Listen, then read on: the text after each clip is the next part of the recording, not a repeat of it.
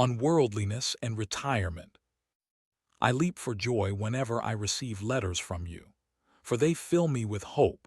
They are now not mere assurances concerning you, but guarantees. And I beg and pray you to proceed in this course. For what better request could I make of a friend than one which is to be made for his own sake? If possible, withdraw yourself from all the business of which you speak. And if you cannot do this, tear yourself away. We have dissipated enough of our time already. Let us in old age begin to pack up our baggage. Surely there is nothing in this that men can begrudge us. We have spent our lives on the high seas. Let us die in harbor. Not that I would advise you to try to win fame by your retirement. Once retirement should neither be paraded nor concealed. Not concealed, I say, for I shall not go so far in urging you as to expect you to condemn all men as mad and then seek out for yourself a hiding place and oblivion. Rather make this your business, that your retirement be not conspicuous, though it should be obvious.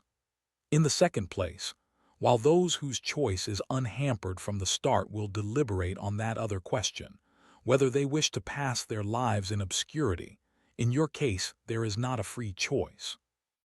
Your ability and energy have thrust you into the work of the world, so have the charm of your writings and the friendships you have made with famous and notable men. Renown has already taken you by storm. You may sink yourself into the depths of obscurity and utterly hide yourself, yet your earlier acts will reveal you. You cannot keep lurking in the dark. Much of the old gleam will follow you wherever you fly.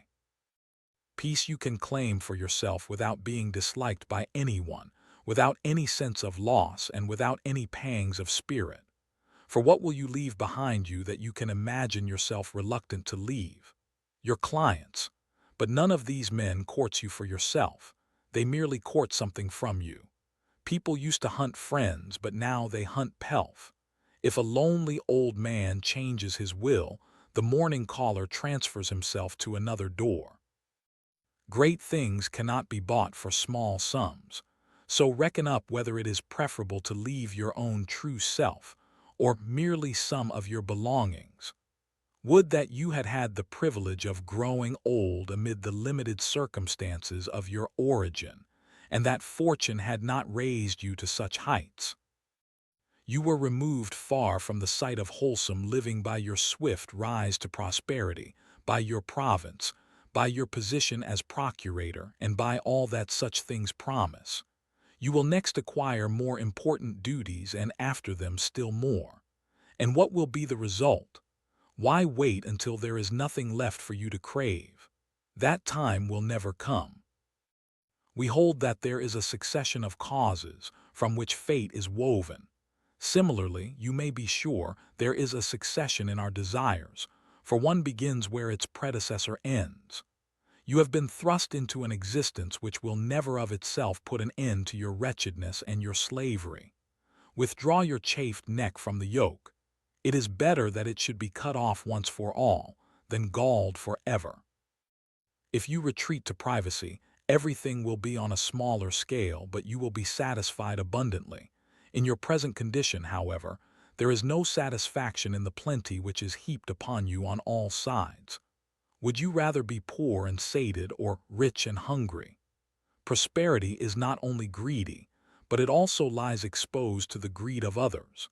And as long as nothing satisfies you, you yourself cannot satisfy others. But, you say, how can I take my leave? Any way you please. Reflect how many hazards you have ventured for the sake of money, and how much toil you have undertaken for a title.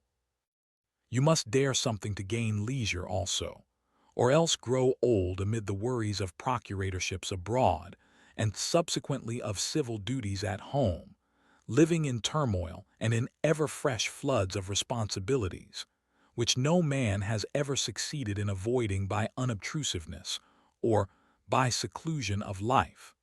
For what bearing on the case has your personal desire for a secluded life? Your position in the world desires the opposite. What if, even now, you allow that position to grow greater? but all that is added to your successes will be added to your fears. At this point, I should like to quote a saying of Maecenas, who spoke the truth when he stood on the very summit. There's thunder even on the loftiest peaks. If you ask me in what book these words are found, they occur in the volume entitled Prometheus. He simply meant to say that these lofty peaks have their tops surrounded with thunderstorms. But is any power worth so high a price that a man like you would ever, in order to obtain it, adopt a style so debauched as that? Maecenas was indeed a man of parts, who would have left a great pattern for Roman oratory to follow, had his good fortune not made him effeminate, nay, had it not emasculated him. An end like his awaits you also, unless you forthwith shorten sail and, as Maecenas was not willing to do until it was too late, hug the shore. This saying of Maecenas's might have squared my account with you, but I feel sure, knowing you, that you will get out an injunction against me, and that you will be unwilling to accept payment of my debt in such crude and debased currency. However that may be, I shall draw on the account of Epicurus. He says, "You must reflect carefully beforehand with whom you are to eat and drink, rather than what you are to eat and drink.